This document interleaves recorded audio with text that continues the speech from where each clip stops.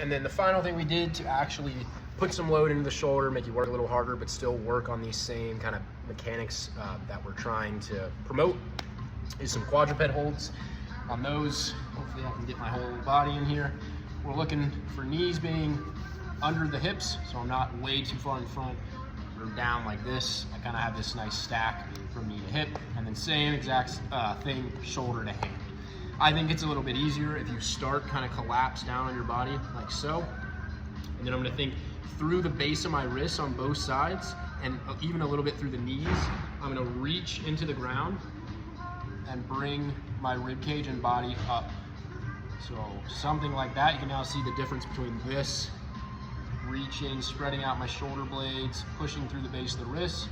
And again, if you get it right, like you got here, that kind of shaking, we should feel some load go into the serratus and into the shoulder complex. And we're just gonna hold that reach. Don't let yourself collapse down. Don't lose the pressure in your base of the wrist. And we're just gonna hold. And we're gonna breathe through it, same thing, but it should be a little bit more intense, a little bit more stuff going on. Probably the hardest part will be exhaling and not losing it. So still, as I exhale, I'm kind of overkilling, thinking about keeping the reach into the ground. If you get it right, we'll just do 5 or 6 breaths hold. But if you get it right, you're gonna feel that serratus take leverage. You're gonna feel the shoulders loaded.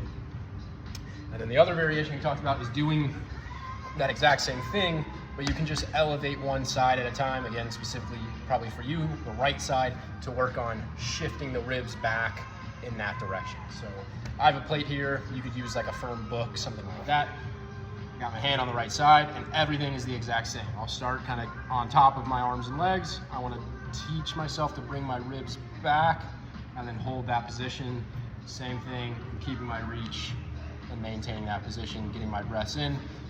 You should still feel the back of the ribs get to expand when you inhale. You should still feel the shoulders doing some stuff, holding you in that position.